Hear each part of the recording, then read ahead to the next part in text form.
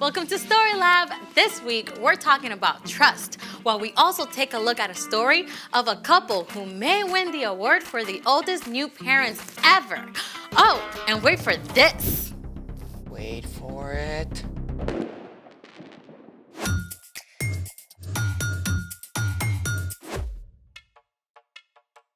Hey, I'm Amaya. And I'm Zeke. And this week, we're talking about trust, which is putting your confidence on someone you can depend on. But how do you know who you can depend on? Well, I think the best way is to look up. What do you see? The ceiling? No, imagine that we're outside. The clouds. Okay, imagine that we're outside and it's nighttime. The stars. Yeah, all those points of light way out into space. Constellations and galaxies, each one filled with more brilliant, burning stars than we can imagine. And every single one points to God. I mean, God made all that out of nothing. It definitely makes me want to trust God. How many stars are there in the universe? 200 billion trillion stars! Whoa. Yeah. The sky was so amazing last night. I just have to take a picture for you.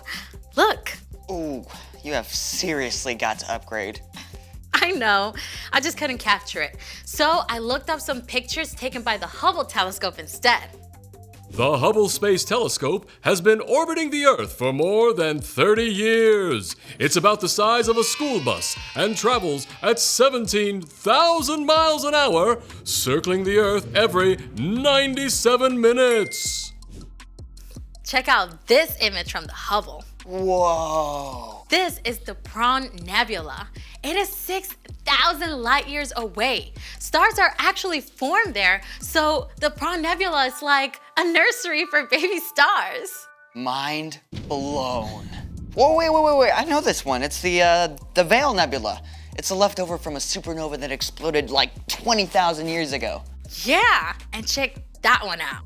Oh, those look like Christmas lights. Well, the red dots are actually dying stars called red dwarfs, and the bluish dots are burnt out stars called white dwarfs. And they are all part of this huge cluster of stars called the Omega Centauri. Oh, I know him. He's a transformer.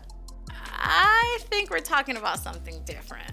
Oh, is that it? I want to see more stars. Well, that's all I've got. Unless What? we can make our very own stars right here in the lab. I'm ready. I don't think you're gonna need those. They're for style. Okay then, let's make it. Follow along and you can do this at home if you like. What have we got, Zeke? Step 1, fill a big jar or vase or tank about 2/3 full of water.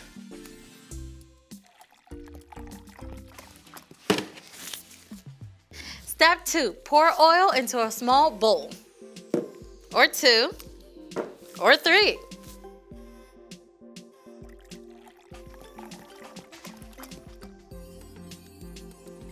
Step 3, add 4 or 5 drops of food coloring to the oil. You can use up to 3 colors.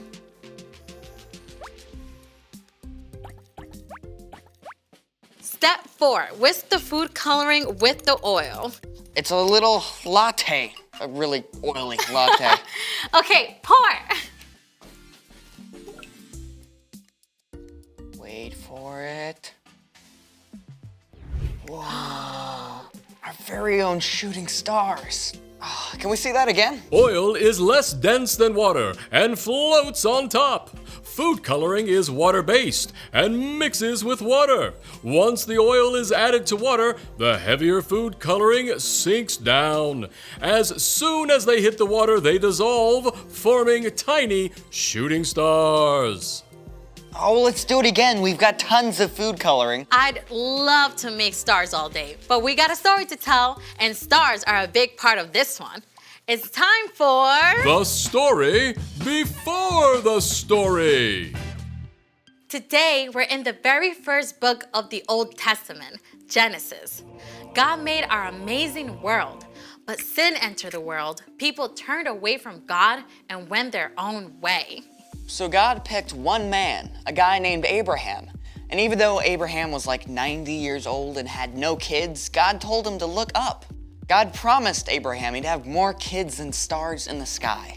Yeah, and the whole entire world will be blessed through Abraham's family. But Abraham and his wife, Sarah, they waited for years and years, and they still didn't have kids.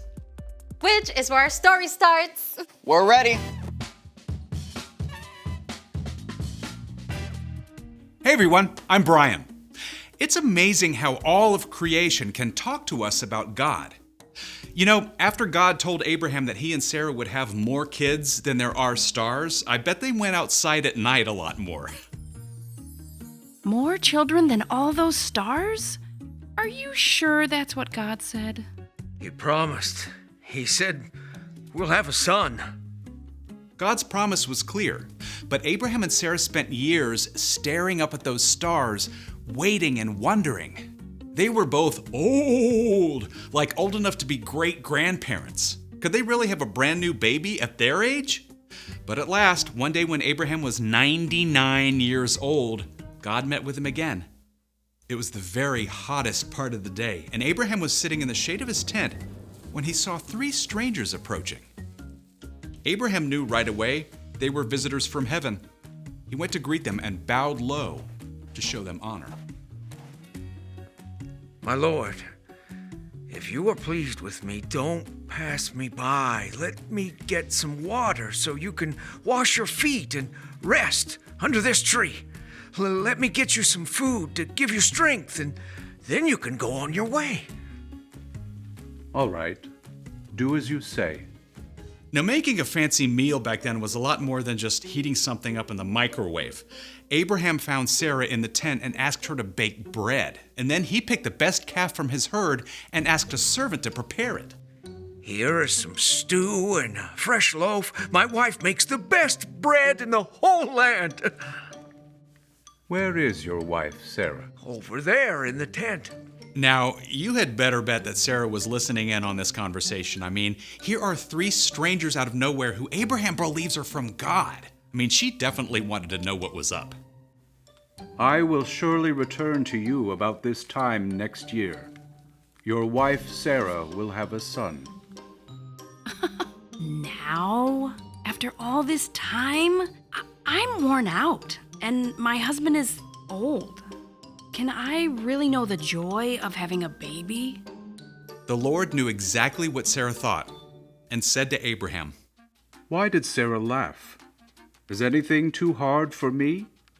I will return to you at the appointed time next year. Sarah will have a son. I didn't laugh. Yes, you laughed. Oof. Sarah seriously got called out there, but God wasn't angry with her. God was gracious to Sarah, and Sarah did become pregnant, and after some time, she gave birth to a baby boy. God has given me laughter. Actually, everyone who hears about this is going to laugh along with us.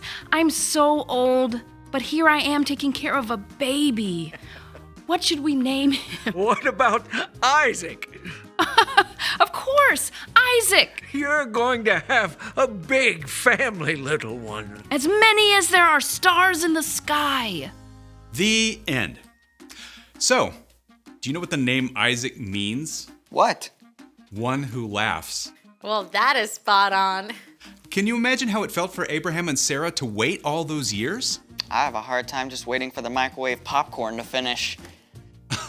I know, right? Waiting can be hard. But here's the awesome thing. God is always trustworthy. God promised Abraham that the whole world would be blessed through his family. And it took hundreds of years, but the whole world was and is blessed because of one of Abraham's descendants. You know who I'm talking about? Yeah, Jesus. You got it. You can trust God all the time, especially when you're having to wait. Thanks, Brian. So, what is our part in the story? Well, maybe you're having to wait for a broken arm or a sprained ankle to heal. You can trust that God is still with you. And God still loves you, and you can ask for God for the patience to keep waiting. I remember when I had to wait forever when my mom said she'd get me my phone. I guess I could have trusted God more instead of just asking her, can I have my phone yet? Can I have my phone yet? Can I have my phone yet? Can I have my phone yet? Okay, yeah, Can I- we get it. Sorry. I actually had to trust God yesterday. My dad promised to play tennis with me after he got home from work, but then he had a video call that took over an hour. I had to trust God to give me a good attitude. Yeah, the truth is, we're gonna have to wait for things. Sometimes we'll have to wait on God. But even while you're waiting, you can trust that God is still there and that God still cares about you. Got it? Got it. Wait for it. So, here's the thing. Trust God even when you have to wait. Yep, I can't wait for tonight when I get to see the actual stars. I mean, I can wait, but you get it. Thank you for joining us in the Story Lab. See you next time. Here's something to check out while you wait.